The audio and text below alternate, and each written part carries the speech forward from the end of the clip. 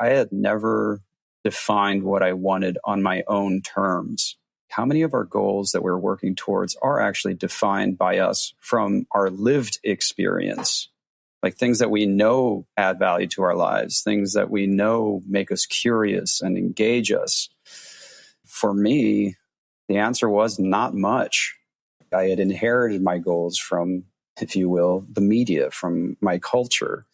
And in some cases, sure, that's fine. But, it's like, get $1 million, or even worse, like when you're rich, you'll be happy, right? It's like, okay, let's play that out for a second. How do you define rich? What amount of money is that? I don't know. We have these cookie cutter ideas of what happiness is. And I found that was very dangerous because we spend so much time working towards these goals just to find them to be empty. I'm Srini Rao, and this is the Unmistakable Creative Podcast, where you get a window into the stories and insights of the most innovative and creative minds who've started movements, built thriving businesses, written best-selling books, and created insanely interesting art. For more, check out our 500-episode archive at unmistakablecreative.com. Ryder, welcome to the Unmistakable Creative. Thanks so much for taking the time to join us. Thank you for having me. Yeah, it is my pleasure to have you here. So I have known about your work for quite some time, and I was the fortunate beneficiary of your publicist who sent me a copy of your new book, The Bullet Journal Method, which, as I mentioned before we hit record here, I had underlined and highlighted endlessly and ended up ordering another moleskin just to put the ideas into action because I found it that valuable and that insightful. But before we get into everything that you're doing with the Bullet Journal Method, I want to start by asking, what did your parents do for a living, and what impact did that end up having on the choices that you've made with your life and your career? Well, my parents were both teachers originally. My mother was a middle school art teacher, and my father was an English teacher until he finally was able to start writing, which he did part-time, and then eventually became his full-time career. So he's an author. He's written about 16 published works. I guess that I'm no surprise. Like when I went to college, I ended up studying art and creative writing. There's the two things that always really appealed to me. I guess overall, the idea of structuring narratives, specifically integrating both visual as well as written elements, always really appealed to me. So eventually, I guess what happens when you combine the visual and the written, I feel like that's basically what design is in many ways, right? Where you're trying to tell a story with images. And I would say that my entire career that I've been a designer, maybe not as artistic, if you will. Again, I don't even know if that's the right term, but essentially I always try to create things that tell a story, even if it's like a banking app, like there's a narrative involved there. How do you help communicate an idea or a trajectory to someone so they can do whatever they're trying to do, right? It has to be real-time education. So for me, that's kind of what, if I were to guess, I would say that's what their influence had on me. And I guess I never anticipated teaching anything because I was around teachers for so much, and I also struggled in school for so long that it's interesting that I find myself here trying to help others understand these things that I've found to be really valuable, which I feel is kind of what a teacher is. Yeah. I wonder with a mother who's an art teacher and your dad being the person, what kinds of narratives did they pass on to you about pursuing a creative career? Because probably this is very different, I'd imagine, than the kind of narrative that I inherited with Indian parents, where it was always do something very practical that will lead to a steady paycheck and a good job. Mm-hmm. Well, I think one thing that's interesting is that though both my parents are very accomplished in their disciplines, both of them struggled in their disciplines as well. Like my father had a lot of challenges going through school, but at the end he figured out what it was that he really liked to do and figured out a way to work on it. And my mother, it's interesting, I guess from both of them, it's just like a work ethic, right? Figure out what you want to do and then get to work. I think that was one of the things. But another thing is that I grew up with learning disabilities. So like a lot of my early scholastic career was fraught with different challenges, and you get used to failing and being the last and getting things wrong a lot. And I think that must be a very challenging thing for parents to witness, especially back then. I was diagnosed with ADD, and when I was diagnosed, it wasn't very well understood, so I didn't have a lot of resources available, but they were teachers, so they did the best they could. And I think one thing they instilled in me, which was a much more helpful narrative, was like, do the best you can, but make sure that it is the best that you can, right? And that somehow put the onus on me and gave me the responsibility. They didn't want me to be the best, period. They wanted me to be the best I could be. So I had to figure out what that meant. And that took a very long time. And I think going from the last in the class to where I am today, like that story unfolded by incremental improvement. And that's something that I focus on till this day. I feel like I also had friends who suffered a lot because their parents are always like, you have to be the best in class, you have to have A's. And some of them were able to do that, but sometimes they would encounter subject matter that they just couldn't wrap their mind around, and that became a source of major anxiety and frustration. So maybe in that sense, the narrative that I was working towards was just like, okay, you may not be good, but at least you can improve.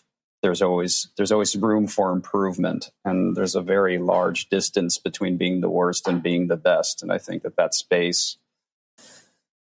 needs to be acknowledged more often. In my own career and having mentored different people and everything, it's like a lot of people compare their, day one with day 100, and people have different skills and different abilities. And I found it much more practical when I started comparing myself to my previous self and like setting the bar there. So your parents being teachers, they passed on clearly what is a much healthier narrative to you. Given that your parents are teachers, why do you think that this is not a more predominant narrative in our education system? That's a good question. I think that, we have grades for a reason, right? And if they're there to make people work towards preset goals. And I would say that in one way is fundamentally flawed in its own right, because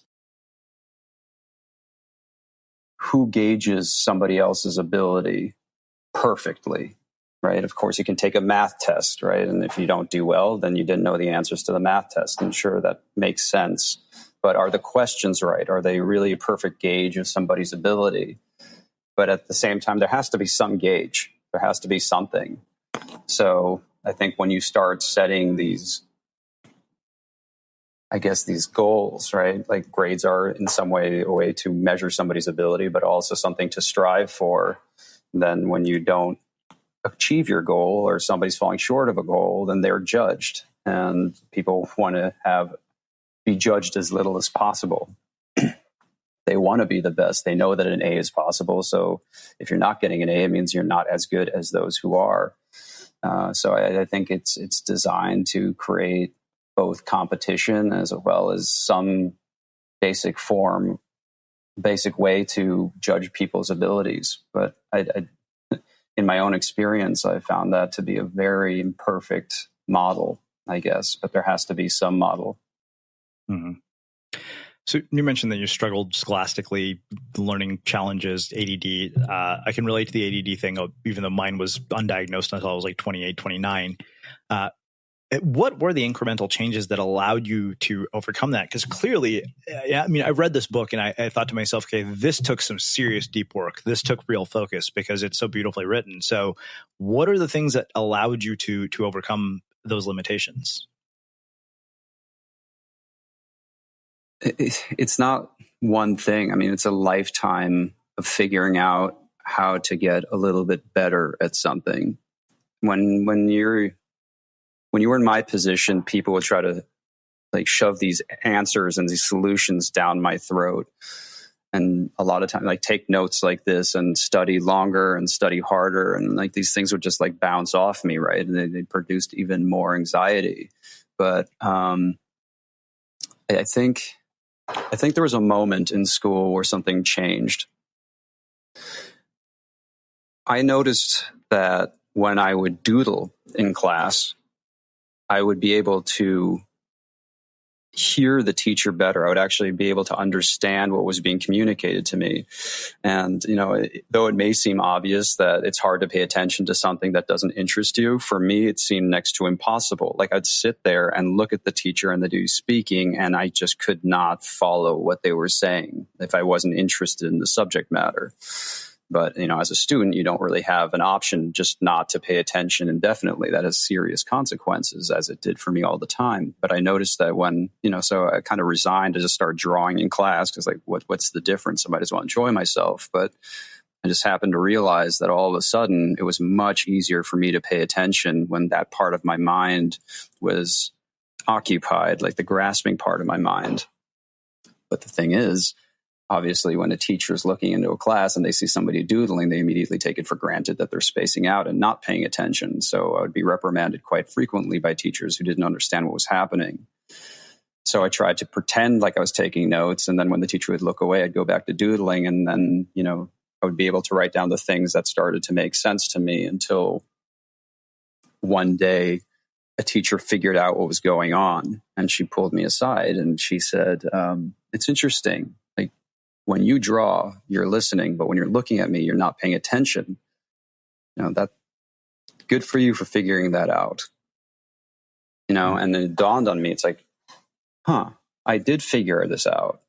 I actually solved one of my own challenges, or at least improved my situation substantially. And that's a pretty profound thing for a child to realize, that they can actually solve their own issues. When you're a kid, you're always looking to the tall folks for answers. You ask your parents, your teachers, older siblings. It never really occurs to you that you actually have it within you to solve a problem on your own. And here I was struggling, figuring out something that did work, and all of a sudden was validated by an adult. And like, that's interesting. If I can solve this challenge, what else can I solve? And that started my mind thinking that way. And it was also really interesting and rewarding. And even though I didn't turn into a stellar student by any imagination, like I got significantly better. Not everything I tried worked, right? I would say most of the things I tried didn't work, but some things did. Some things stuck. And most of those things are what ended up being in the bullet journal today. Mm-hmm. So you alluded earlier to your father struggling with his career, and even the fact that you struggled, not just scholastically, but I know from having read the book, there were early struggles career-wise. What were they, and how did you get past them? Well, I would say the first major struggle was when I graduated from college. I'd found my footing creatively. Like I was doing well in both of my majors. And I felt like I actually had talent and ability, and I had a inflated sense of self. And I also got the internship of my dreams working for this company that was working on movie titles, which was at the time something I really wanted to do. It's like people were starting to do really interesting things before a movie and after a movie, integrating both typography and video and photography and these like microfilms that set things up. And I really liked that. There's something interesting about it. I had wanted to go into music videos when I went into college, but by the time I graduated, they had dried up and there wasn't really a market for them. So I was doing well in school, and I had the internship of my dreams. And then I moved to New York, and everything I had, moved in this like terrible little basement apartment. And I called up and said, hey, I'm here. When do you want me to begin and everything? And they said, oh, didn't anybody call you? And then like my heart just sank. And like the year before was 9/11, and the company had downsized due to the economy and nobody had bothered to call me. So here I was, like another unemployed art student in New York with no job and very little savings. So basically the next step was just applying for jobs as a full-time job. And that was that was incredibly painful. Just because I started with jobs that seemed like, they deserved me, right? At that point, because I was, this kid who was really creative and talented and all this stuff. And like, nobody cared. Nobody cared. Not to mention the fact that like I was competing with people who were so much more talented than I was and even younger. And like, so that was a real reality check. The ego went right out the window. And then like, I just started applying for any job I could possibly find. And that took about, 6 to 8 months, right? That's a long time not to have work and have very little money living in New York. And also being in New York itself can be a very rough place. And while I was applying for jobs, our apartment flooded. And again, I was in a basement apartment. So one day I woke up and like the floor was moving. And I'm like, what? And so as my eyes focused, I realized the floor wasn't moving, it was underwater. And floating on the top of the water was my portfolio, the thing that I was actually trying to get jobs with, right? And then back then, people didn't really have digital portfolios. Everything was printed out and really pristine. They bought like really beautiful portfolios to make an impression, and it was just all gone instantly. And my computer was submerged, so all the backup files were also all gone. So not only was I not having any luck with my work in its best possible condition, now I had absolutely nothing to show for myself. And so that day I lost pretty much everything I owned and became homeless more or less because the landlord couldn't have cared less. And so I had to move out because mold instantly started growing in the apartment. And luckily I had a couple friends that I could, crash on their couch. And eventually I found this job working at a publishing company just because it was the first job that was offered to me. And that was it. That was the only reason I took it. And it was designing order forms, lists of order forms with hundreds of thousands of entries. And it was absolutely miserable. And I would say about 10 months into it, I had to figure out how to get out of there. So I started applying for jobs again, and the same problem. It's like, you're not qualified enough. You don't have any experience, all these things. I'm like, okay, I have to make myself more valuable. That was a hard realization to make, especially coming off, college where, I was good. I was considered good, and here in this market, I wasn't. I was just somebody else. So I'm like, how can I make myself more valuable? What is it that I'm actually interested in? And I realized that I was paying more and more attention to people designing websites. They were using web technology, and this is very early web technology when it was becoming more popularized, I guess. Like artists were using it and small businesses were using it, and it was becoming a lot more accessible. So I was like, this is really interesting. And people using mixed media, photography, video, and writing. And it was kind of the wild west of creativity in some ways. And it was like super janky, but it was something new and interesting and interactive, which I really liked. So I was like, why don't I learn how to design websites? That seems like a good idea. That's something that I'm interested in. I feel like this is something that's not going to go away. And I could totally appreciate putting my work online as well, far away from floods and random acts of God and so forth. So I started going to night classes actually at SVA to learn how to design websites. And then I found people who needed websites. And luckily there were more and more people who were looking for websites. And I started building websites for people and getting better at it, getting more jobs until I was eventually able to leave this terrible publishing job that I had. And I focused on that. So that's where I really started to become a web designer, eventually a product designer. And I started building my career piece by piece and got better and better jobs, better positions, more experience. I mean, I was ahead of the curve back then, so that was really helpful. And eventually I just ended up designing systems more or less. That's what I've done for the last, I guess, 12, 15 years until I went bullet journal full time. Why do you think some people don't recover in moments like that the way you did? Like, why do they not bounce back? I mean, there's a host of reasons, right? I think that sometimes people can just lose hope that they can just be absolutely devastated by what happens to them. People don't know what to do next or what to try next. Sometimes luck is a major issue in that as well, right? Like some people can have really, really bad luck and that can last a really long time. I don't know. I guess for me, I think what has always persevered is I've been stubborn, right? Like I've known from a very early age that no matter how bad things are, you always have a choice. And the choice is how you respond to what's happening to you.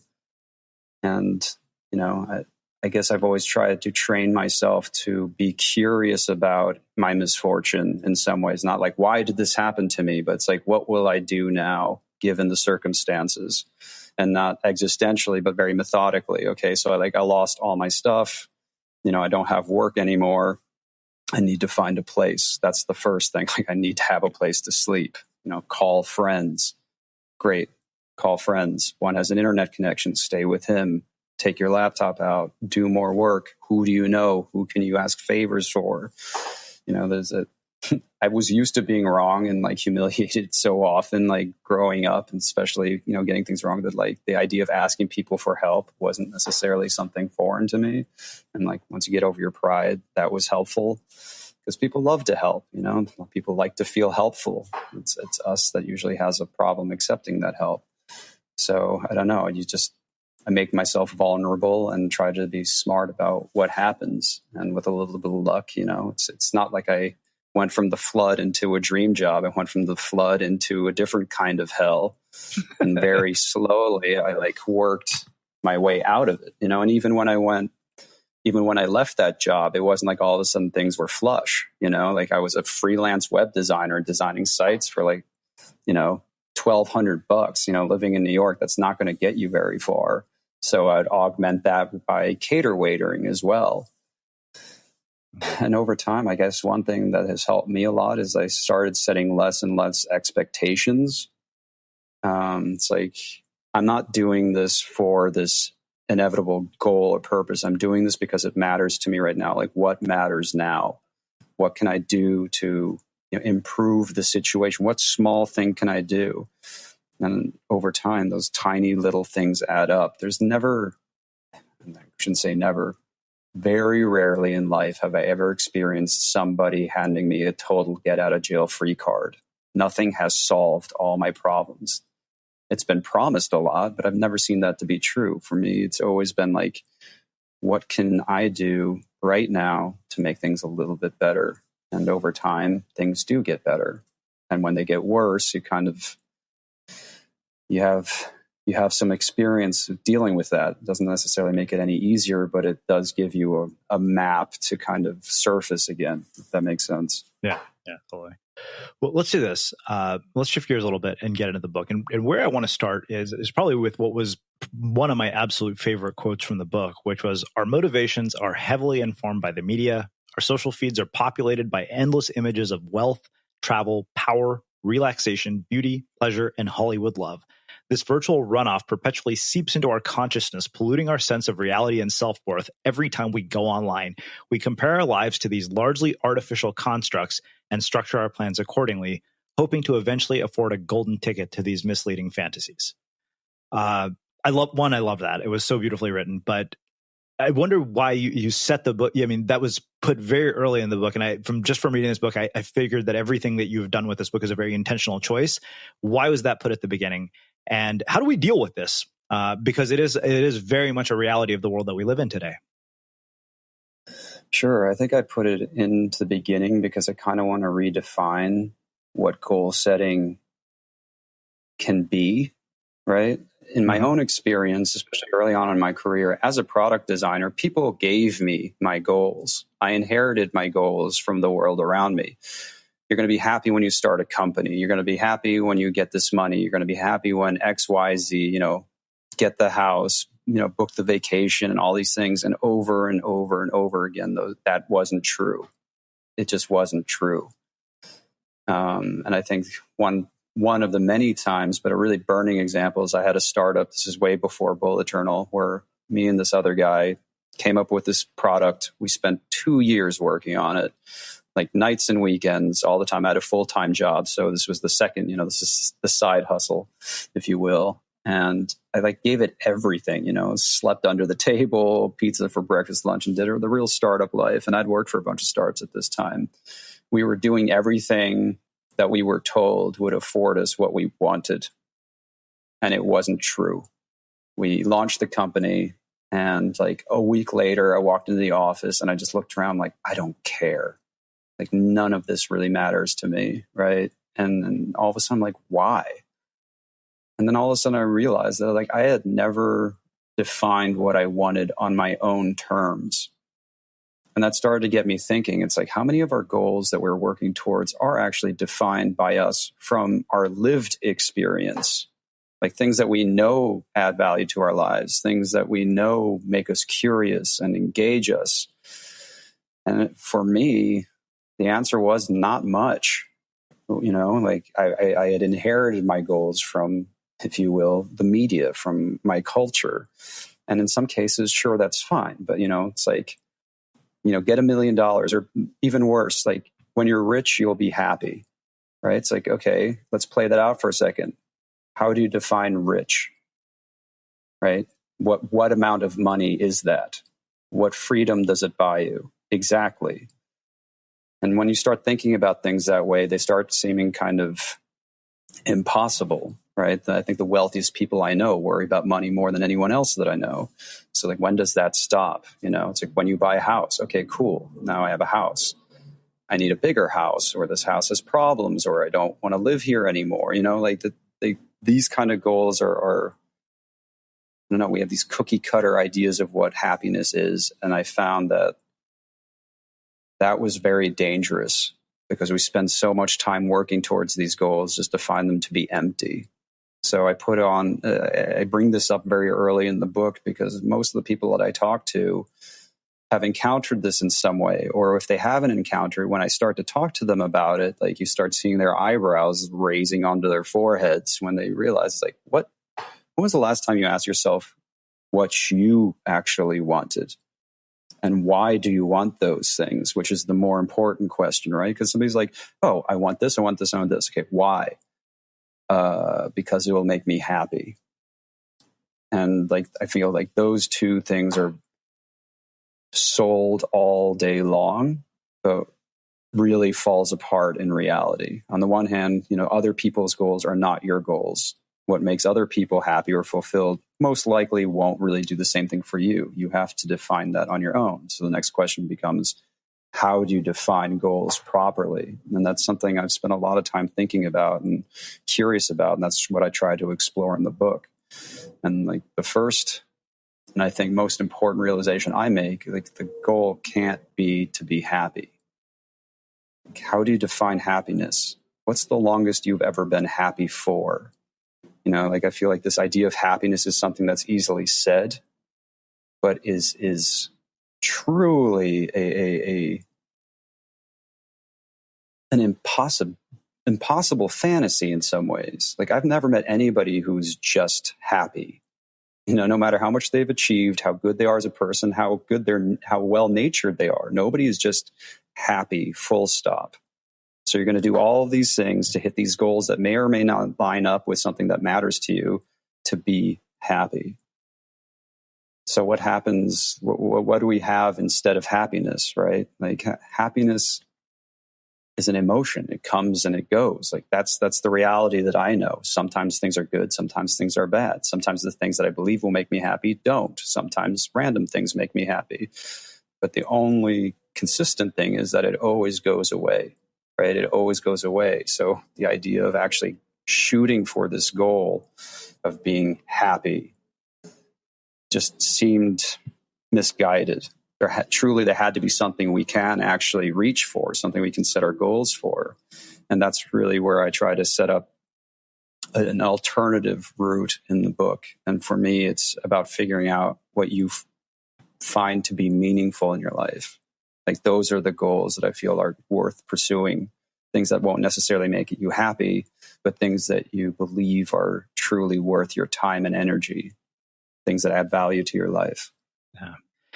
I think the thing that was really interesting to me as I was going through the goal section, and we'll start getting into tactical aspects of this in a bit more detail, but I remember reading a section about money and how much money you wanted. And then I kind of thought about the $1 million goal that, so many people have, like 7 figures. And I kind of thought there was like, well, what am I going to spend this money on? And then I made a list. It was like, okay, a season pass for snowboarding, a bit of equipment, and some flights. It's like, don't need $1 million for that. Mm-hmm. Yeah, that's exactly right. And when I went through that exercise as well, I'm like, okay, $1 million is empty because it applies to nothing, right? Just the number. But like you going through that exercise, what do you want to have and why? How much money will I require? Maybe it's $1 million. And if it's $1 million, at least now all of a sudden it's meaningful. Like you transform this vague idea, this notion into something that's like a concrete value add to your life. Well, let's do this. Let's actually get into the entire idea of, doing a bullet journal. One, how did you even come up with this concept? I mean, you're effectively the inventor of this concept. So what led to this idea? Well, I mean, it was never designed to be complete. I would say that's the first thing. It was never designed to be shared. First of all, I think that's what's important to realize. Like the bullet journal is essentially a toolkit that I designed for the way that my own mind worked. And, maybe it's because of my parents, but I was like helplessly creative. I like to draw. I like to write. I like to do a whole bunch of things. So I created this system that was very modular, right? So it could be a sketchbook. It could be this. It could be that. It was just designed for me to have all these different tools that I needed to become more organized and focused all in one place. But it took a very long time to get there. And I had no goal in mind. There's no expectation here. It was just this practice that I had organically brought into my life because I needed it. Like it exists because I needed it. I still need it today, especially in writing this book. It's like bullet journaling all day, every day. And sometimes you're just like, okay, I need some distance. And even in those couple of days where I step away from it, it's like I start feeling the edges fraying a little bit. And I'm reminded as to why I introduced it into my own life. So we'll get into some tactics, but there's something that you said, and I actually quoted you in one of my most recent pieces on Medium, where I wrote about the fact that I start all of my writing by hand, and I read physical books. Like I stopped reading Kindle books years ago, and and you just kind of reinforced it when you said the fact that that it takes longer to write things out by hand gives handwriting its cognitive edge. And you said when we write by hand, we're forced to be more economical and strategic with our language, crafting notes in our own words. To do that, we have to listen more closely, think about the information, and essentially distill others' words and thoughts through our own neurological filtration system. I was wondering if you could expand on that for me and kind of talk about the power of why people should actually make a case for analog in a world that is increasingly digital, is where I'm going with this. Okay. Well, I think that, a lot of people ask me digital or analog. And I think the important thing to realize is I think it's digital and analog, not versus, right? Yeah. They're both just tools. And I think a tool should be judged by its ability to help you make progress towards whatever endeavor you've tasked yourself with. And for me, I found I love the digital space. I love using technology. I use it all the time. I designed it, I'd be a hypocrite if I swore it off. But I found that the more and more I adopted new tech, and I was, a unapologetic early adopter, and sometimes I still am. But I found that it didn't necessarily make me more productive. Right. And the science bears this out in the studies that I had read, our productivity has actually started to decline over the last couple of years, even though technology becomes more and more seamless and more powerful.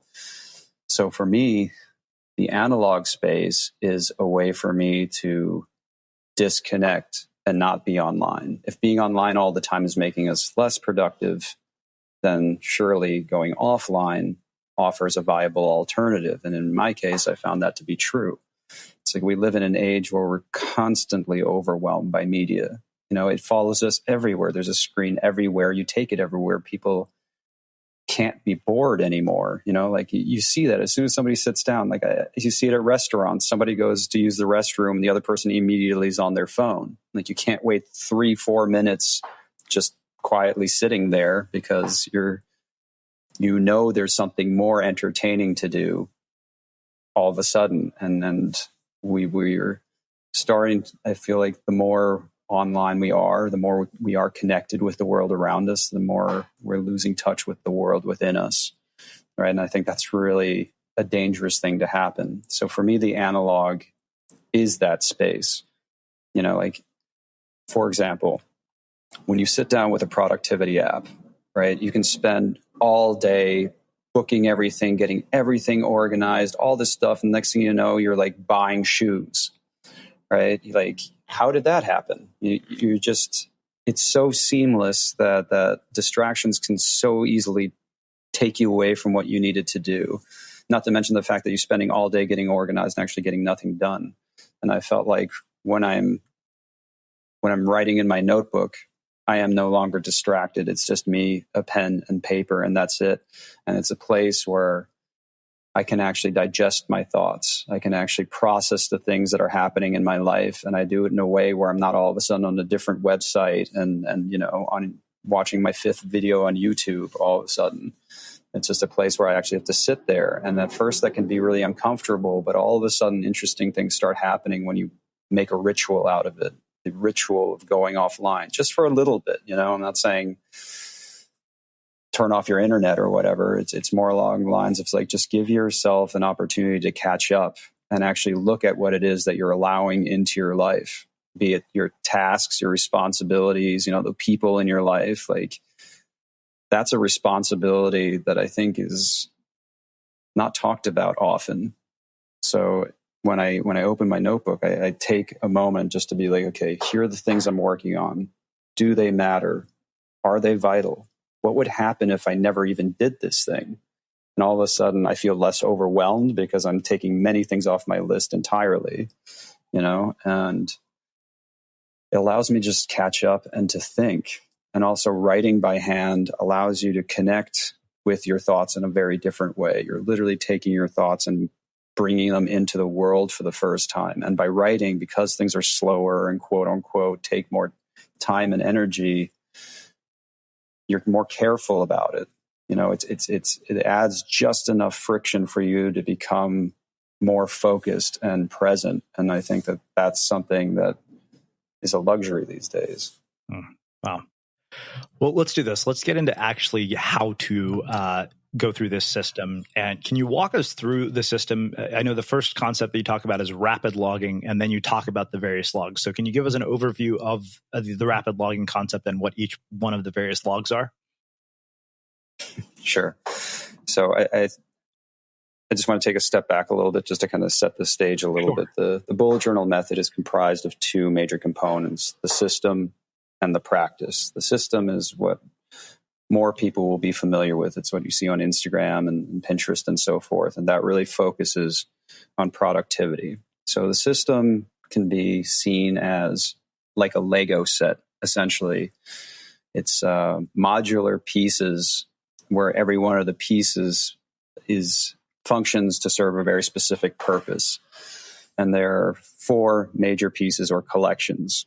Every piece or collection serves to collect related information. And the 4 main collections are the index, the daily log, the monthly log, and the future log. So the daily log is essentially the workhorse of the bullet journal. And what you use the daily log for is to just declutter your mind. And you do this through a process called rapid logging. Rapid logging essentially is just a very systematic way of capturing your thoughts through bulleted lists. And so each thought is divided into a different category, which is a task, event, or note. And each one of these items on the list is denoted by a different symbol. So you have the dot, the circle, and the dash. So the idea is that rather than having to think through all these things constantly, what you're doing is you're constantly bringing things out of your mind and writing them down on paper. So you can actually clearly see your thought. You're not necessarily contemplating every item, but you're thinking about the information you're getting, and in real time, you're distilling down just what matters. You're keeping every one of these entries super short, and then you also have the ability to categorize them again as a task, event, or note.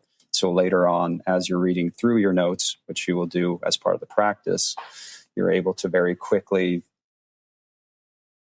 be able to digest all of the different things that are taking up your time and your energy.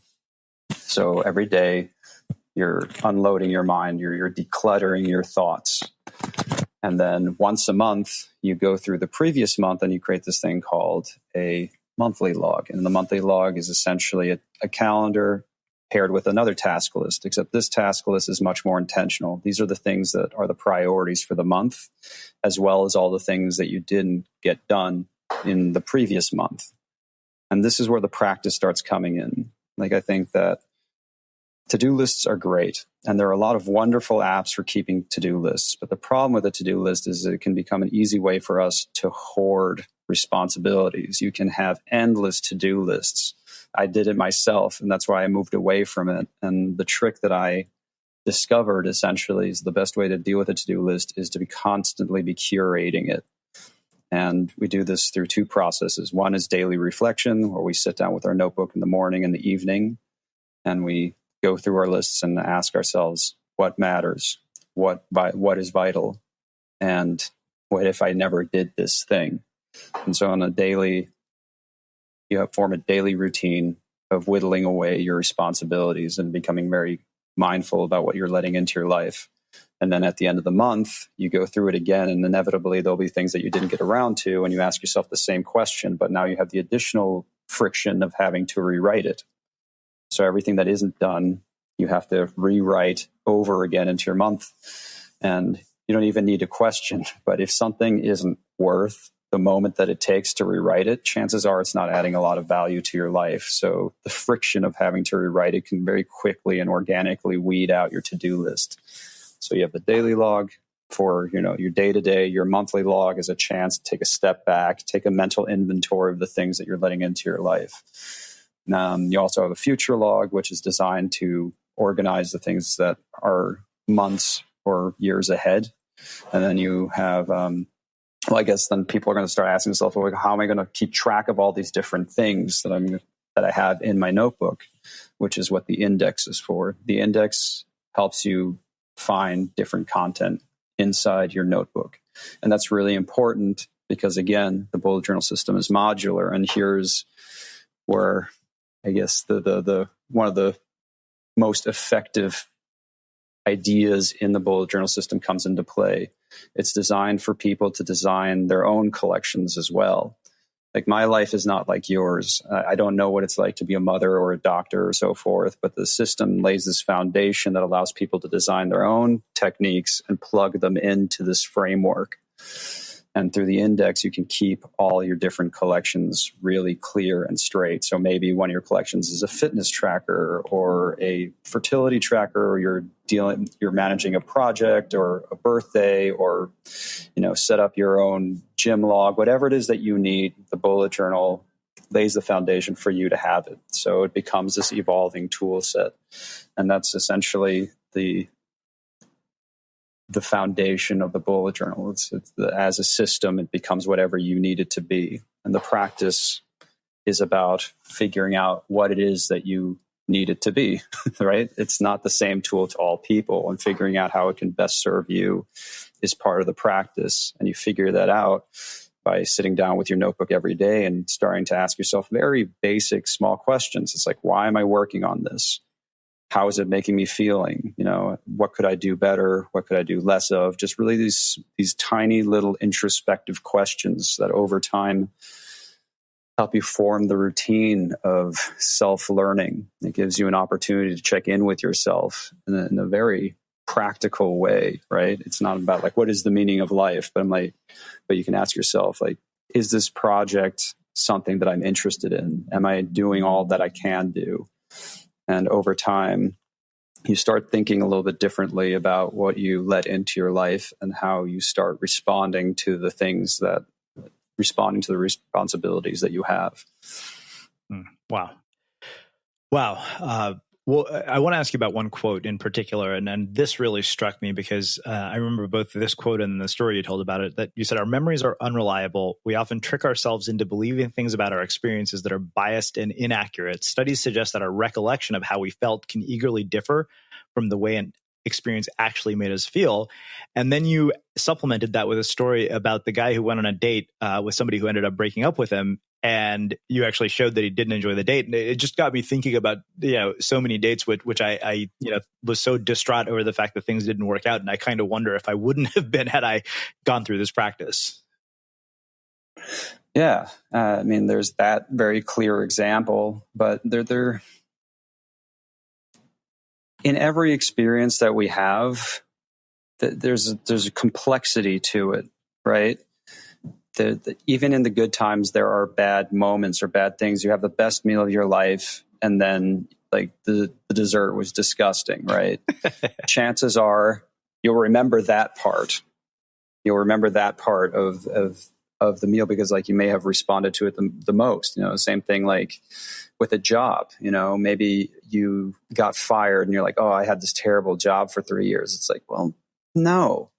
Like that job was actually pretty good until the last 4 months when the new guy took over, right? And the opposite can be true too. Something can be really bad, like for example, being really distraught about, the example you gave, which is you break up with somebody and you're like, oh, this was terrible, or I was broken up with, this was this major loss. And then if you look at the reality of the situation, it's like, no, you were like, maybe you weren't really that into the person, or the person wasn't that nice to you, or, take your pick. I think that by having a record of your experience overall, it allows us to have a significantly more balanced perspective of how things actually happened. Because generally speaking, we always, from what I read, we tend to glom on to, I would say, the most intense parts of an experience, right? So like, a good meal, you're like, oh, this is really good. Let's say it's a B+, but this dessert was so bad, like this, it's so terrible, right? That is, I guess that part of the experience is most accentuated. So when you think back to it, that's something that might be the only piece that remains. So having an objective record, or as objective as it can be, right? Because, you can be very meta, helps you have a more balanced experience. As a species, we're designed to always look for the negative, right? We have our negativity bias. So a lot of times we can remember things significantly worse than they really are, or be scared of things happening that you may have already experienced and it wasn't so bad. So I think once you start like reading over your journals or keeping an accurate record of your life, you're also committing reality to paper in a different way. So every day you're like, okay, this was good, and this was good, and this worked out, and then by writing it out, you're actually giving it a moment. You're thinking about it. And that's significantly more time than just having the experiencing and letting it go, because you're recalling it into your memory much shorter, right? It's like, oh, I met up with my friends, we had a really pleasant time. The dessert was lousy, but all of a sudden you have a more balanced perspective of what happened. And I think that's really important. And it also starts teaching you to try to pay more attention to the good things, because you're like, oh, this was this really terrible experience. And you go back, you're like, actually, it really wasn't. This is a story that I'm telling myself. This wasn't the reality of the situation. Like, how often am I telling myself this story?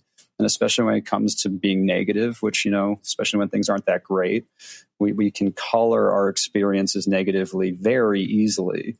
And when we become aware of that, it helps, at least makes you aware that that's happening. And that can be the first step. It doesn't necessarily mean you're going to become like, Captain Optimism or something, but at least all of a sudden you're like, okay, I'm focusing on the negative constantly. Maybe I should like take a step back and see what else there is. And over time, that has at least allowed me to enjoy things better. It allows me to get better at checking myself. And it seems that is true for a lot of people who start doing this. So I want to ask you about one last quote before we wrap things up. This really struck me, particularly for a couple of reasons, which I'll mention to you. You said, by identifying what is out of our control and letting go, we can reclaim our attention and reinvest it into things that are. Focus on doing everything within your control to help something succeed. There's nothing more that can be asked of us. More importantly, there is nothing more that we can ask of ourselves. And the reason this struck me in particular was because I remember getting an email from your publicist saying, are you interested in talking to Ryder? By the way, the book just hit the New York Times bestseller list. And I had a book come out earlier this year that in a lot of ways failed to live up to a lot of my expectations. And, and the amazing thing is the entire message of the book was virtually what you just said in this quote. So I wonder how you live with that duality of being an artist who cares about your work and wants to see it reach people, but also recognizing that so much of this is out of your control. One day at a time, honestly. And I've always found the most helpful way about going about it is just to work. Like the expectation I try to set for myself is to do the best job I can, fully aware of that it might all go nowhere. And I remind myself of that pretty much every day. And that might seem very pessimistic, but I found it to be really liberating because all of a sudden I can focus on the work. Like I can't control if the book's going to last, if it's going to be successful, but what I can control today, right now, is doing the best I possibly can to write this book, use the skills that I have, use the time that I have. And when I lessen the worry about what may be, all of a sudden I have just much more focus in the present moment. And I'm not saying that I'm perfect at this. It's like I'm not a Vulcan. I can't just like shut off my emotions, but I find myself often checking myself, right? It's like, oh, I wonder if they're going to like this. I'm wondering, it's like, okay, fine, stop. What can you do right now? What you can do right now is just reread this again. Try that sentence better. Is this, it just comes back to doing the work as best as you possibly can. And I don't know if this was your experience, but in my own, I would say one of the things that was most frustrating in the writing process is when I had an idea and I knew that it could be expressed better, but I just didn't have the ability yet, and maybe that time will be tomorrow, and maybe it'll be 14 years from now. So like that's that to me was what I wanted to worry about. Like, how can I make it the best I can now? Yeah. And once the more you kind of make that your mantra, the more helpful it is because it occupies more of your mind. Not that I didn't have worries. And then, obviously I want this to help as many people as possible. But as you said, that's completely out of my control. So I just try to remind myself, like, is worrying about that serving me? Is it useful? And the answer is almost always no. Right. And it helps me prevent that from spiraling out of control so I can become more present and come back. Like, how can I be useful now? What can I do to be useful now? And the answer is always like spend more time with the work or try to figure out how to fix that sentence. That's what you should be worrying about right now. And it's a battle. It's not something that I'm perfect at, but with practice, I catch myself more frequently doing it than I did before when I start to worry about the future or have anxiety about what's going to happen. It's like, I don't know, I'd rather focus my worry and anxiety towards the things that are right in front of me that I can actually impact somehow. Wow. Well, this has been incredible. Really, really just poetic, beautiful, thought-provoking. So I want to finish with one last question, which is how we finish all of our interviews at the Unmistakable Creative. What do you think it is that makes somebody or something unmistakable? It's an interesting question because, on one hand, everything has been done in one way, shape, or another. But I think that we can use our uniqueness to synthesize things in a new way And sometimes we synthesize things in a way that have never been seen before, or something that, helps other people take a step that they may not have otherwise. And that's something that would be unmistakable. When you have that experience of running across something that makes you stop, that makes you wonder, that, makes you smile or whatever like that, that's unmistakable. And I feel like the ability to be able to do that I think would be the goal for most creatives, right? To be able to leverage your uniqueness in such a way that you make people stop and think. And I think as soon as they do, that's an unmistakable feeling. That's the best I got. Amazing. Well, I can't thank you enough for taking the time to join us and share your story and your insights with listeners. This has been one of my favorite conversations of the entire year. Where can people find out more about you, your work, the book, and everything that you're up to? Sure. Very simple, bulletjournal.com or at Bullet Journal on most social networks. Awesome. And for everybody listening, we'll wrap the show with that. Thank you for listening to this episode of the Unmistakable Creative Podcast. While you were listening, were there any moments you found fascinating, inspiring, instructive, maybe even heartwarming? Can you think of anyone, a friend or a family member who would appreciate this moment? If so, take a second and share today's episode with that one person, because good ideas and messages are meant to be shared.